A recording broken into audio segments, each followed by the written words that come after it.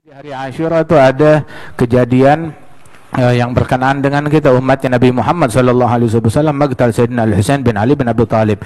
Tahu gak hari yang paling bergembira buat mukmin itu hari apa?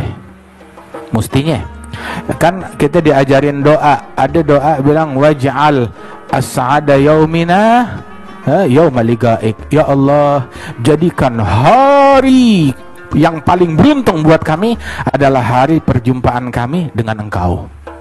Hari perjumpaan dengan Allah Ta'ala, jadikan itu hari yang paling beruntung.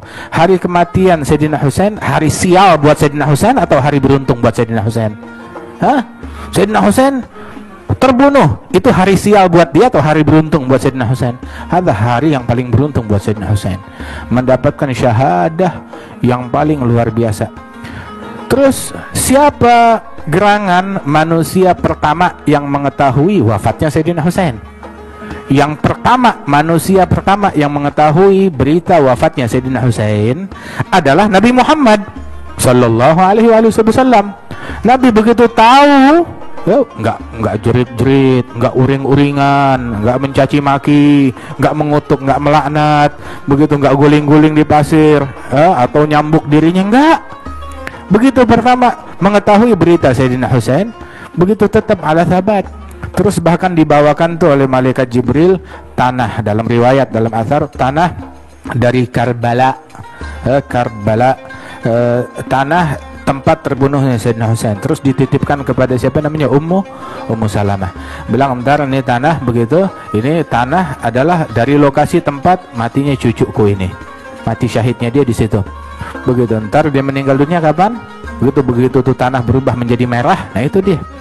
Sampai zaman dulu kan tuh kagak ada telepon, nggak ada berita apa-apa. Sayyidatuna Ummu Salamah waktu ngelihat tanah tersebut, pasir tersebut, bilang, sekarang terbunuh cucu Rasulullah SAW. Tahu dari mana? Itu tanah berubah jadi darah, berubah jadi merah. Itu tanah. Ummu Salamah udah tahu. Sayyidina Husain masa nggak tahu? Dia tahu, dia ngerti. Makanya waktu ketemu sama siapa, waktu mau jalan, Sayyidina Abdullah bin Abbas bilang, astaudi'ukallah min syahid, aku titipkan engkau kepada Allah. Siapa? Engkau orang yang calon mati syahid. Kan ente tahu orang Kufah yang ngomongnya mulutnya bersama engkau tapi pedangnya di atas kepalamu. Tapi Sayyidina Husain, dia punya hikmah dan kebijaksanaan sendiri. Udah tahu bakalan dibunuh, semua sahabat tahu. Kalau orang luar aja tahu nih bakalan dibunuh, apalagi beliau yang bersangkutan, masa nggak tahu? Dia tahu, dan tahu beritanya ini dari kecil, dia udah tahu begitu. Kali dia kecilnya dulu main-mainin tuh tanah, nih tanah yang dulu, dia udah tahu, udah ngerti tentang masalah begitu. Orang yang paling berilmu di masa itu Al-Husain bin Ali bin Abi Thalib, orang yang paling ngerti, paling faham, paling penuh hikmah. Terus kenapa jalan juga? Pengen jabatan? Kagak, nggak mau jabatan. Mau tahta? Enggak. Tapi mau memadamkan fitnah. Ini sekarang dibilang orang-orang Kufah siap bangkit, sekian puluh ribu orang mendukung Al-Husain bin Ali jadi khalifah. Bikin pergerakan, bikin kebangkitan, kita dukung Al-Husain bin Ali jadi khalifah.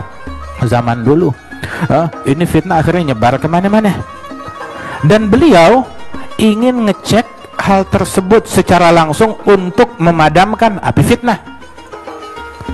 Kemudian juga dia tahu dia keluar bakalan terbunuh. Ini pemerintahan udah menyorot beliau dan udah dengar berita bakal terjadi pembunuhan. Dari kapan? Dari zamannya Nabi Muhammad, dari Rasulullah SAW.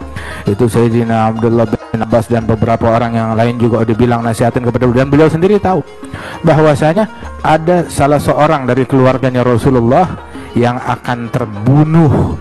Ini tanah haram dinodai dengan darah dari keturunan Rasul SAW, dan saya nggak mau menjadi orang tersebut. Katanya Sayyidina Husain bin Ali. Sehingga kalau emang mesti mati, jangan di Madinah, jangan di Mekah. Kalau di Madinah, di Mekah, pertumpahan darah besar-besaran, sahabat bakalan terlibat, semuanya bakalan turun tangan, semuanya bakal terjadi pertumpahan darah besar-besaran. Saya nggak mau. Kalau emang mati begitu, tapi jangan bawa orang. Cakep kan? Ada orang begitu mau mati, nggak mau sendiri, ajak rakyat bangkit semuanya, ayo rame-rame kita berantem, kita berkelahi. Gue nggak mau mati sendirian, kalau gue hancur negara harus hancur. Lah nggak begitu. Sayyidina Hasan bin Ali nggak mau bawa fitnah ke Madinah. Kemudian juga tidak mau kematian beliau menjadi penyebab kerusuhan besar-besaran di negara Islam tersebut. Dia keluar, meninggalnya di tempat yang terpencil, orang kagak ada dengar berita apapun, melainkan berminggu-minggu atau berbulan kemudian. Yang tahu beritanya Ummu Salamah, karena dapat info dari Rasulullah melalui pasir yang dititipkan oleh Nabi Muhammad sallallahu alaihi wasallam. Terus waktu beliau Sayyidina Husain bin Ali dikepung di situ, Al Husain bin Ali bilang nih sama nih orang-orang yang ingin membunuh beliau, gini deh ya, lu mau ngapain? Bilang kita mau membunuh kalian. Gini, siapa yang suruh? Oh ini pokoknya ada perintah dari pemerintahan. Begitu biasa kan, nunjuk ke sini ke sini ke sini. Oh pokoknya ujung pemerintahan tertinggi siapa? Yazid. Gini, 3 pilihan. Ente biarin ane jalan ke arah tujuannya ane. Ane mau ke Kufah, begitu lepasin ane biar ane jalan sampai ke tempat tujuan kita. Atau yang kedua, ya biarin kita pulang balik deh ke Madinah, selesai. Atau yang ketiga, ente bawa, lu tangkap gua, bawa gua ngadep ketemu Yazid, ntar ane ngomong atafaham ana Yazid, ane yang ngomong sama Yazid, gua tanggung jawab. Ente mau tangkap kita bawa ke Yazid, ntar ane ngomong sama Yazid, selesai. Bilang enggak, potong begitu, bunuh maunya begitu juga. Begitu sampai akhirnya terjadi apa yang telah ditakdirkan oleh Allah subhanahu wa ta'ala. Terjadilah kejadian tersebut dan diselamatkan dari keturunannya Sayyidina Al-Husain bin Ali adalah Sayyidina Imam Ali Zainal Abidin Ibn Al-Husain Ali As-Sajjad.